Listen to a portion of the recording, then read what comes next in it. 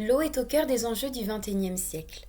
Sécheresse, raréfaction de la ressource ou encore plan eau.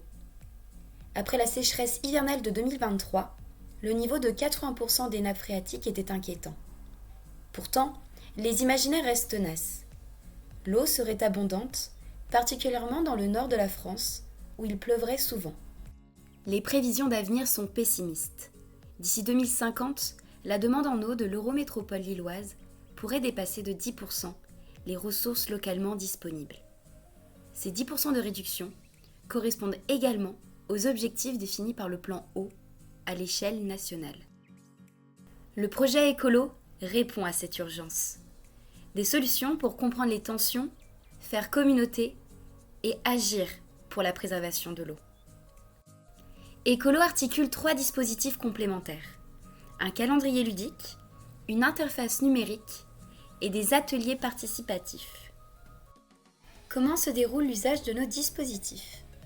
Prenons l'exemple de Philippe, habitant de la Melle et grand-père du petit Louis. Philippe a reçu ce matin le magazine trimestriel de la métropole, distribué gratuitement. Il y a trouvé un calendrier papier ainsi qu'un guide explicatif. Il comprend que ce calendrier pourrait l'aider à adopter une consommation d'eau plus soutenable et en apprendre davantage sur la ressource. Le calendrier met aussi en avant la réalisation de défis. Il pense alors à Louis et se dit que cela pourrait être une excellente activité à faire ensemble. Louis est enthousiaste et ils décident ensemble de se challenger dans la réduction de leur temps de douche quotidienne. En rentrant chez lui, le soir, Louis en parle à ses parents, qui ont également reçu le calendrier. Ils décident alors de l'afficher sur la porte de leur frigo, afin de le voir tous les jours. Les parents remarquent également le QR code inscrit sur le calendrier et le scannent.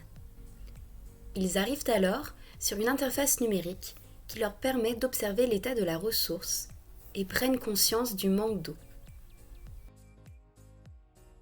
Ils peuvent aussi mesurer leur propre consommation d'eau. Ils découvrent alors que leur consommation est supérieure à la moyenne locale et supérieure à un usage soutenable. Ils apprennent que leur premier poste de consommation reste la douche.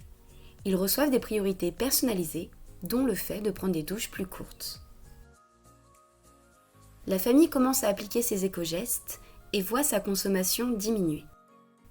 Fière de son engagement, elle en parle autour d'elle. À la fin du mois, la famille coche les défis réalisés sur le calendrier et obtient la première place du podium. Grâce à l'interface numérique, elle inscrit son score et découvre qu'elle a fait mieux que 90% des autres participants.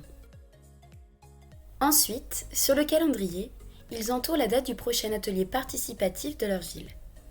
Ils décident de se rendre à un atelier de sensibilisation organisé par leur mairie.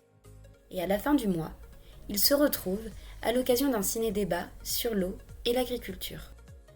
Sensibilisés ou non au préalable, aujourd'hui, leur intérêt est partagé.